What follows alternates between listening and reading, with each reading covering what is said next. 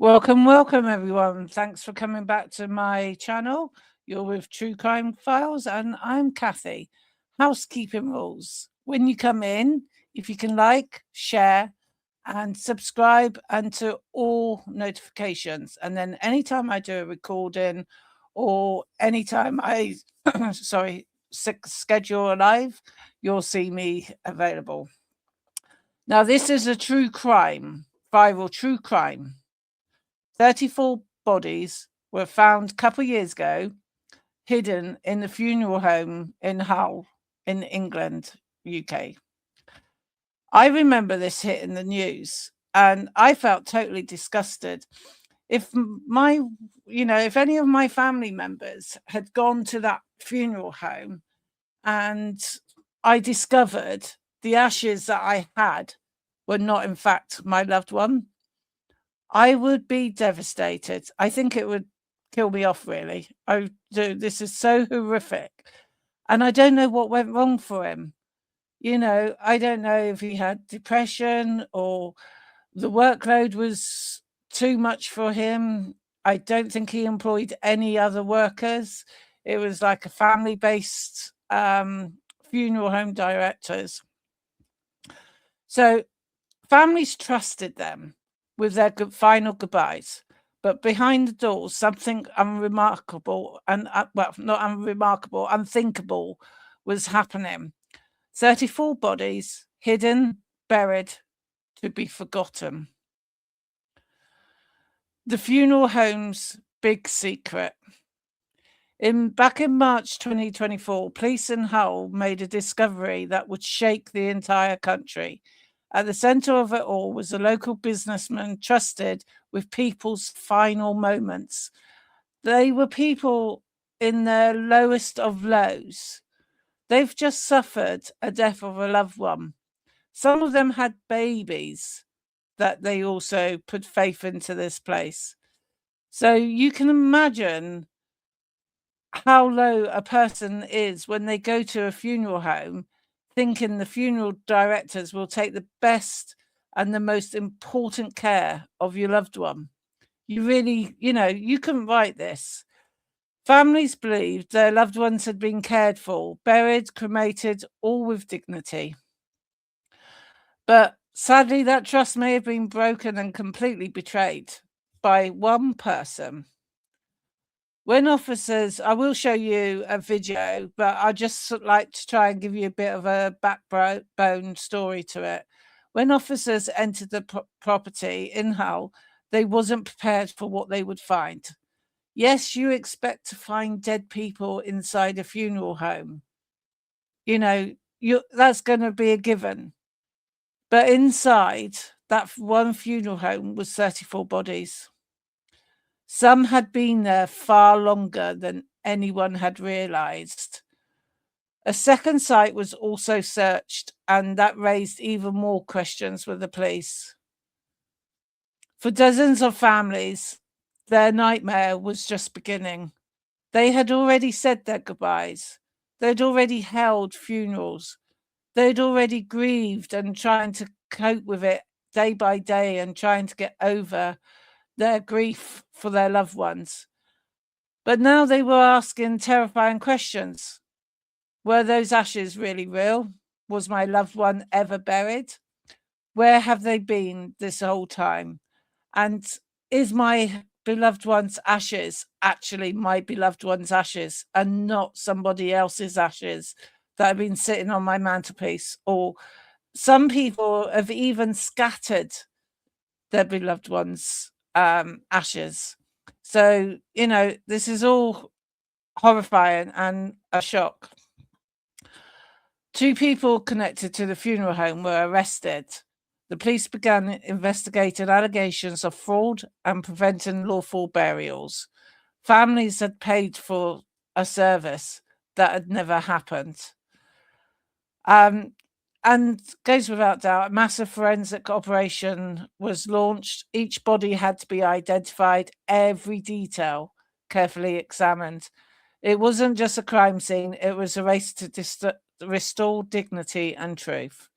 So I'm going to play this news clip for you. find which one it is. This is going back 2 years ago, and then I'll play another one that was like 3 or 4 days ago. To reassure them and the wider public that we are doing everything we can to give them that reassurance and the answers to the questions they desperately want. Oops, hang on. I also want to take this opportunity to Let me find my video. to every.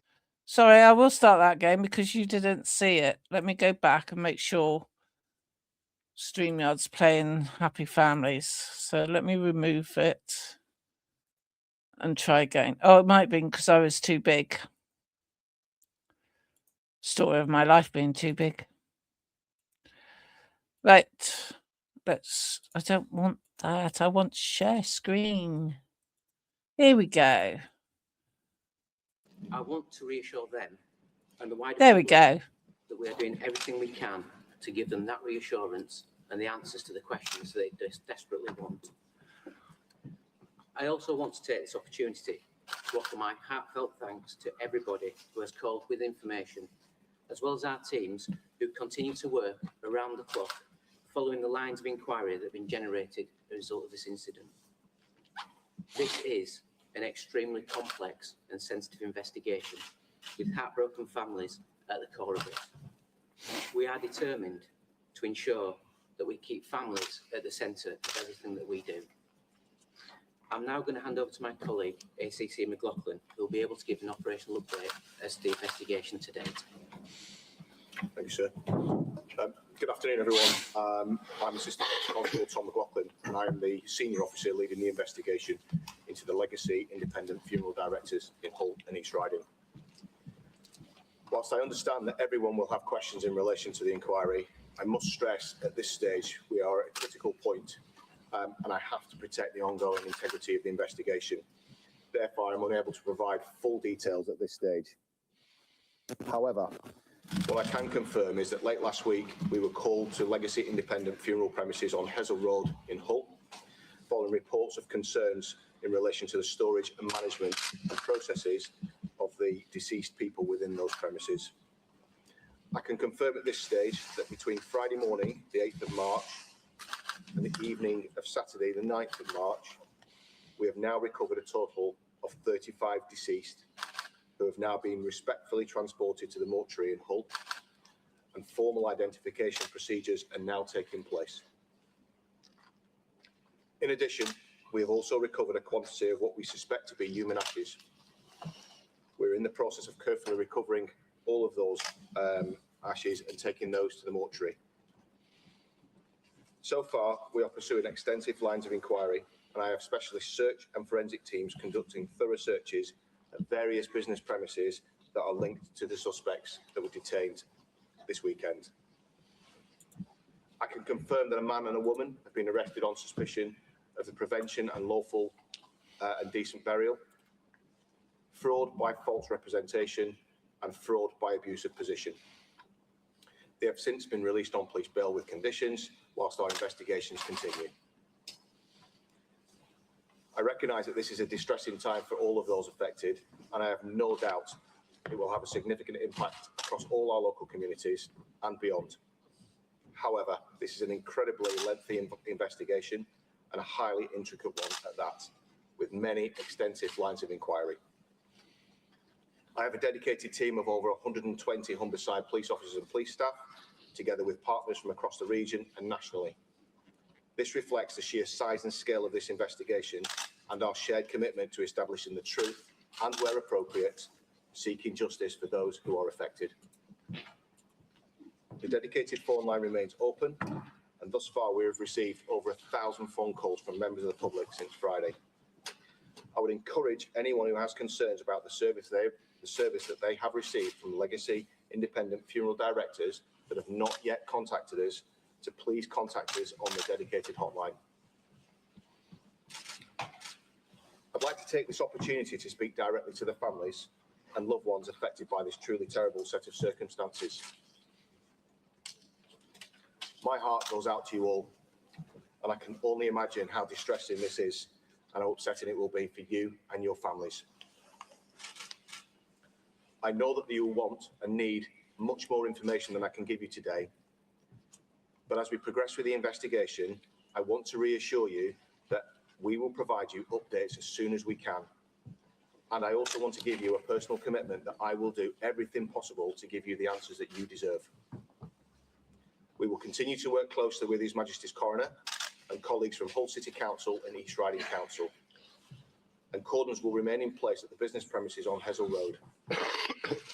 Meantime, I would ask that people refrain from speculating and continue to show the utmost respect for the bereaved families, their loved ones, and all of those that are affected within our communities. These are difficult times for us, and it is important that we look after and support each other moving forward. Thank you. As you will appreciate, this is a complex, large and ongoing investigation which will take some considerable time to complete. We will be diligent and we will be thorough to ensure at the conclusion, if possible, all the families get the answers that they need. I want to thank all our staff who have supported the investigation to date under very, very difficult circumstances.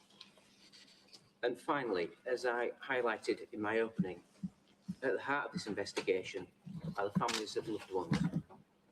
Many will be shocked, horrified and re-traumatised through grief following the disclosure of facts of this case this week.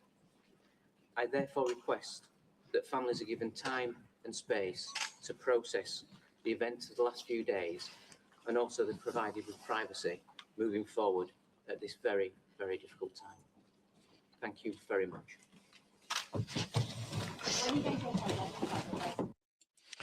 Now, let me just pause that a minute.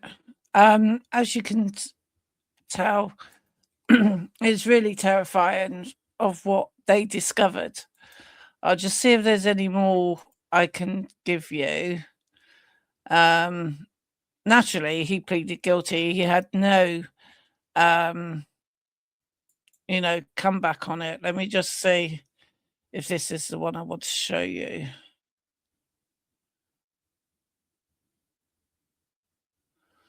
We can play this one and then I'll play his arrest and then the scene from 3 days ago. That was the one. Oops, was that on there?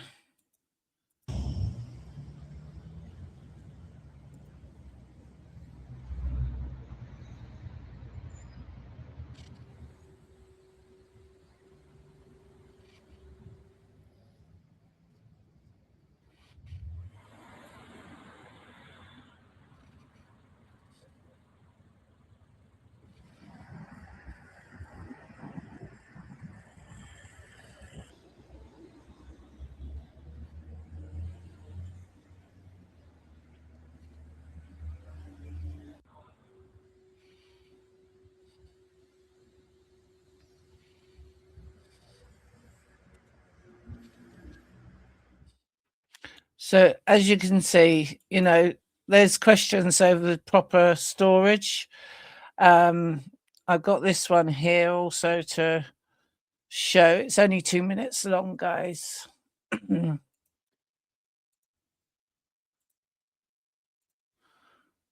Let's bring this on.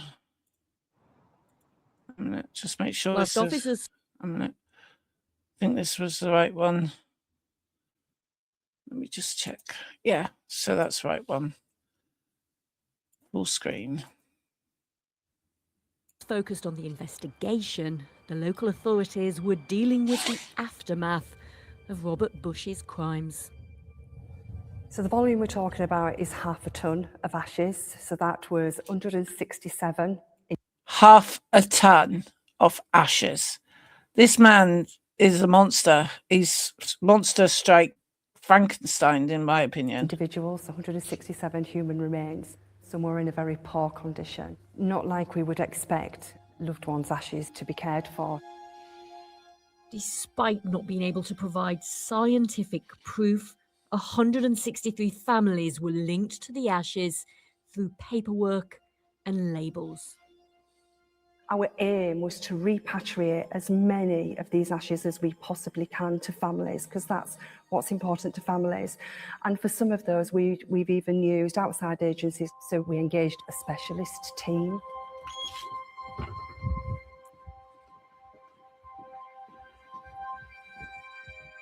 These boxes are Tomorrow I might have to come back and redo this video because I can't work out how to get rid of the background music. the remainder of the personal effects that haven't been claimed by the families that we're storing on behalf of the council. This is unique. We were responding to a disaster that was causing an immense amount of despair. It was intentional negligence, I'll call it that, and just treating people's prized possessions in some cases are very sentimental items like garbage, and the remains of their loved ones like garbage, and that's pretty difficult to come to terms with.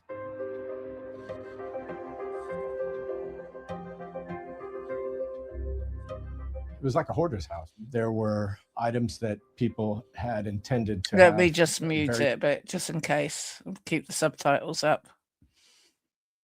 If you can see the subtitles. Just in case there's too much music going on for YouTube not to like it.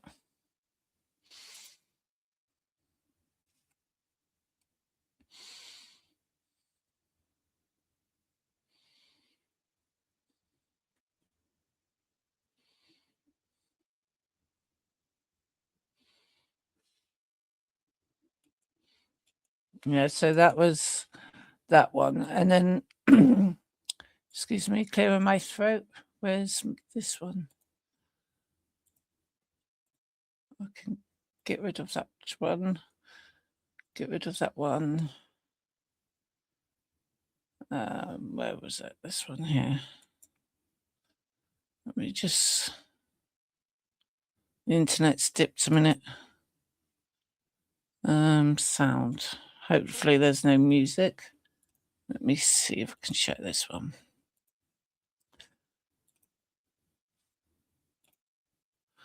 Just check you can...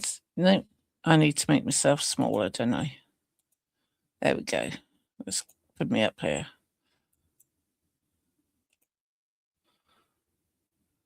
Come on, internet. Don't know if it's my internet or if it's StreamYard. There we go. Let me just go back to that one.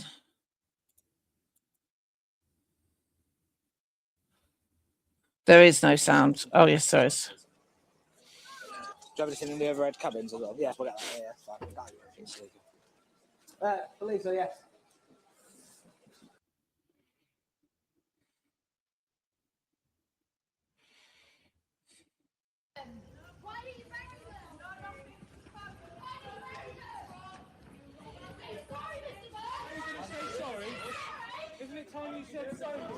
The impact on the families and the wider community has been profound. At their most vulnerable time, when seeking dignity and closure for their loved ones, these families were subjected to appalling violations of trust. At the heart of this case is the absolute lack of decency shown by Robert Bush to the loved ones in his care and to their families. Was it for greed, Mr. Bush? Pure greed? You've got an apology, Mr. Bush. After all this time, the apology. So you can see, you know, how bad people are reacting, and it goes without saying, doesn't it? Where am I? It goes completely without saying. I can take these off now. So he pleaded guilty. I can't remember when his next court case is, but I will definitely be doing a part 2 of that one. So thanks again all for watching. Please like, subscribe, all notifications, and share, because it all helps me to get into the YouTube algorithms. Bye till the next time.